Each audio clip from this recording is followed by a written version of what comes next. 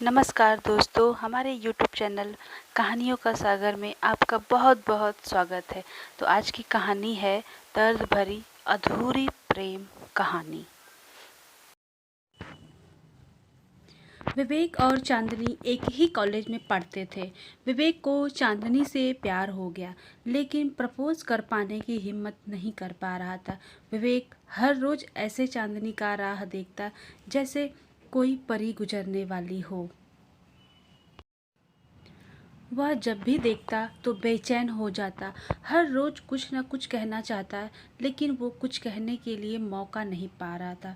ऐसा करते करते 1 साल बीत चुका था, लेकिन दिल की बात कह नहीं पाया।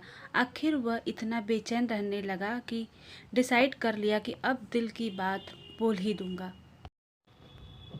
हमेशा की तरह सुबह उठकर कॉलेज के लिए रेडी हुआ। कॉलेज पहुंचकर लड़की के पास गया, लेकिन कुछ भी कह नहीं पाया।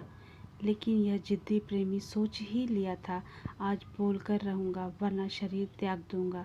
चांदनी, मैं आपको पलकों पर बिठा के रखूँगा, मैं हमेशा अपनी पलकों पर बिठा कर रखूँगा।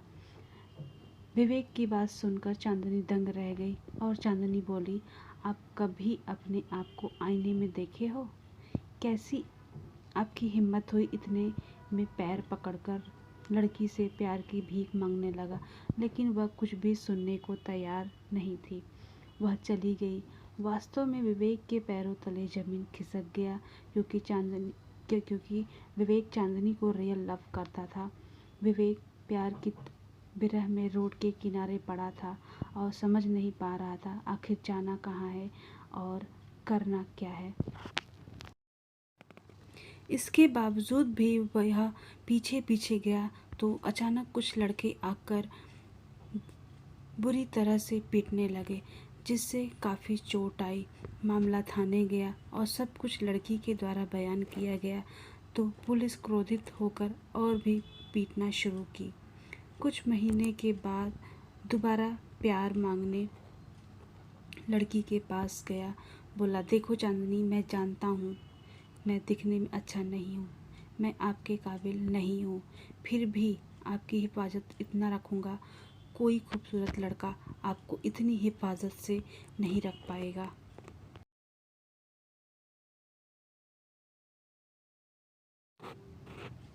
इतना सुनकर चांदनी का दिल नहीं पिघला। बोली, और क्या कर सकते हो? तो बोला, जान दे सकता हूँ। इसके रिप्लाई में चांदनी बोली, दो। तो विवेक की आंखों में आंसू आ गया। बोला, हमेशा खुश रहना, इतना कहकर सीने पर गोली मार ली और दुनिया से विदा ले लिया।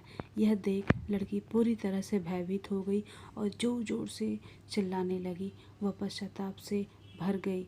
विवेक जैसा प्यार शायद ही किसी को नसीब होगा। चांदनी विवेक के प्यार और दीवानापन को कभी भुला नहीं सकती और दोनों की सैड लव स्टोरी यहीं पे समाप्त हो गई। तो दोस्तों, आपको कहानी कैसी लगी? आप लाइक, शेयर और सब्सक्राइब ज़रूर करिएगा और कमेंट करके ज़रूर बताइएगा। तब तक के लिए नमस्कार।